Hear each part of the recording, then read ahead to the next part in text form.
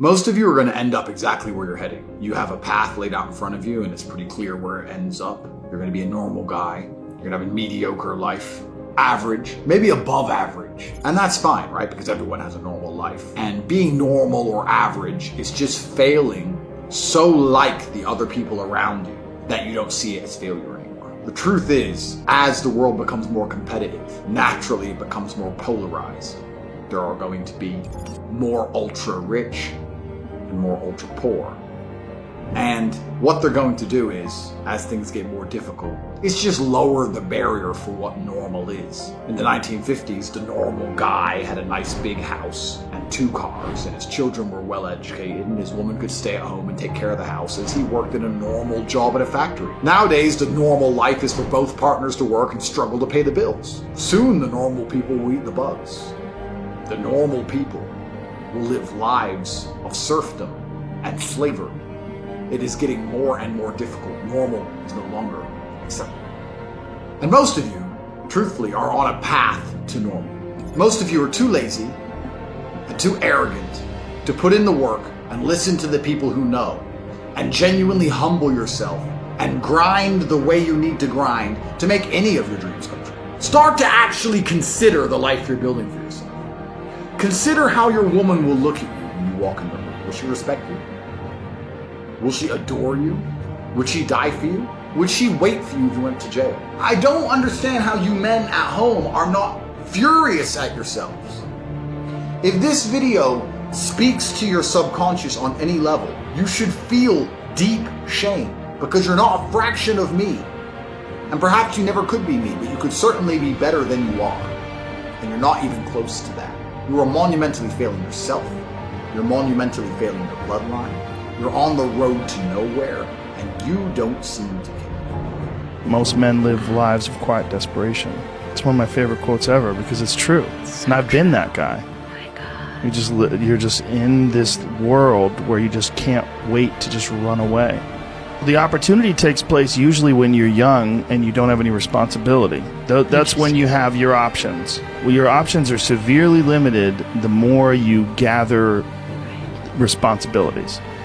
Like, if I had to, as a 51-year-old father of 3, married man, pays taxes, has a house and a mortgage and a business and all that jazz, if I had to quit everything now and struggle the way I struggled as a stand-up comedian, it would never work.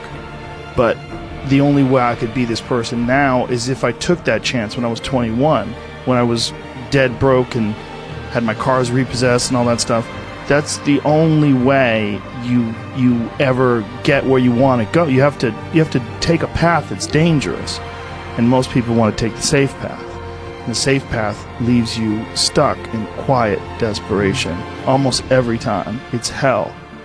There's nothing that God hates more than sloth and laziness. If God were to create a man and that man were to sit around and do fuck all, God will frown upon you. It's why you're never lucky. If you're listening to this and you think I'm never lucky, I'll tell you why, because God dislikes you because you're fucking lazy.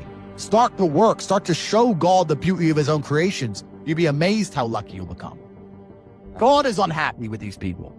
And inside their hearts, they're unhappy. You'll loathe your own weakness. You'll loathe your own laziness. This is what all of these things are. I don't feel depression. How can I feel depression when I'm the most powerful version of me that I could ever fucking be? Most men are walking through life and they don't realize that it's constant competition. Every single pound they want, someone else wants. Every single girl they want, someone else wants. And they're just sitting there just fucking floundering and wandering through life, unaware of how competitive the world is. And this is my point. If the world is truly that competitive, you do not have time to be depressed because it's a non-competitive mind state. You could be depressed for X, Y, Z, whatever. I'm not depressed. And I want the money you want, and I want the girl you want, and I want the status you want, and the car you want, and the house you want. I'm gonna get it, and you're fucking not. I don't give a shit what happens to me in my life. I don't care how bad it is. I don't care if the worst, most heinous things I could possibly imagine happen to me. I know that my sadness, my depression will be temporary because I will never stay a loser. It is against my creed. It's not in my DNA.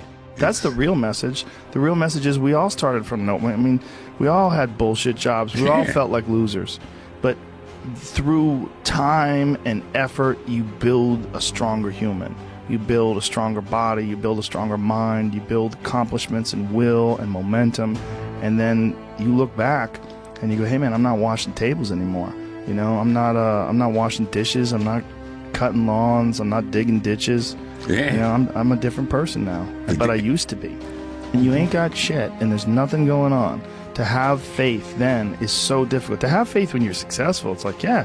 Listen, bitch, you've been successful for a while. Of course you got faith. Yeah, just keep doing what you're that's doing. Easy. It's all, yeah, it's like absolutely right. It's like you already got up the hill. Now you're just coasting. Yeah. You know, you're just rolling down the hill. Everything's great. That's the easy It's all part. smooth sailing. Yep. The hard part is getting up that fucking hill. And especially if you got a dad you're hiding from. Especially if you feel like you're a loser, or you never really had anything in your life that you could look back on and say, hey, I was really good at that. You know, and there's a lot of people out there listening to this. There's so many people that are in that starting point. Like the people that come up to you and say, I don't know what to do. What should I do? How do I do it? Yeah. How do I get going? But you're going to have to figure it out, one foot in front of the other. Exactly. You're going to have to find a thing and keep working at it and get better at it.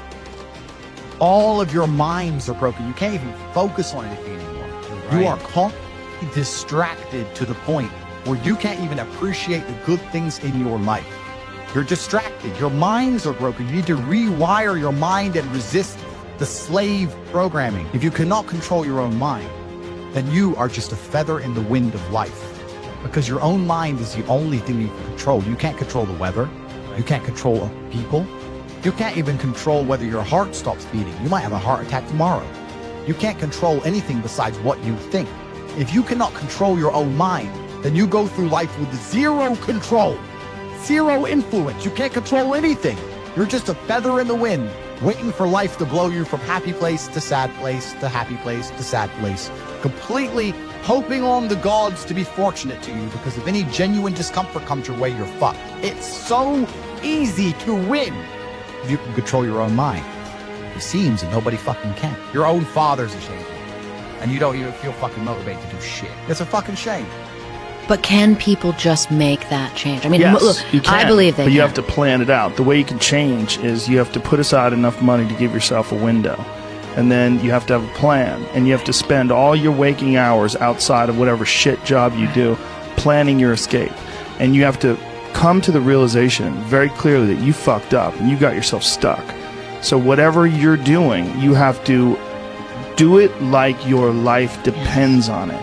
And whether it is you're trying to be an author, if you're going to try to be an author and you're working 8 hours a day plus commuting plus family responsibilities or whatever else you have, whatever time that you have to attack like you're trying to save the world. You're trying to save your life. You don't want to drown.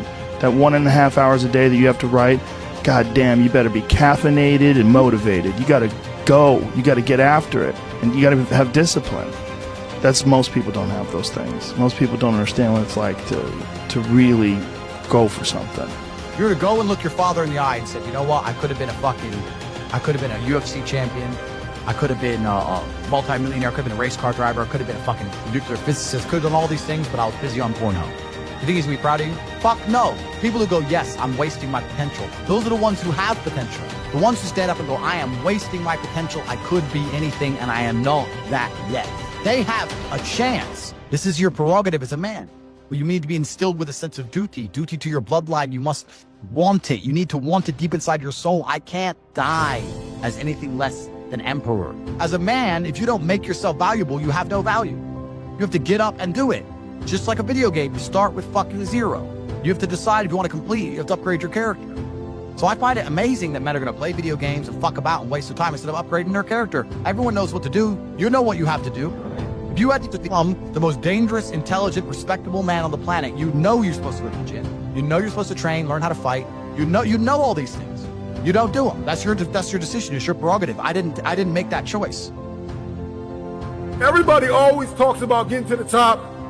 Everybody always talks about going after their dream.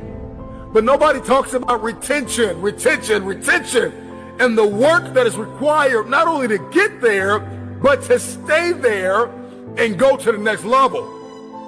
And so the mentality you're going to have if you're going to win, if you're going to conquer your day, conquer your week, if you're going to dominate the month, if you're going to crush the quarter, if you're going to win the year, I need you to remember that talent does not win championships, work ethic does. Here's the mentality you're going to need. That nobody's going to outwork you. I'm sorry, I love you, but you're not going to outwork me. I'm with you, but you're not going to outwork me. We're connected, but you're not going to outwork me. We can dream together, we can lean in together, but you're not going to outwork me. We may be in the same class, but you're not going to outwork me. Number one, I need you to have the made up and fully persuaded mind that nobody is going to outwork you. Stop sitting around moping and complaining and waiting for somebody to connect the dots for you. Put the work in and take the stairs to the top.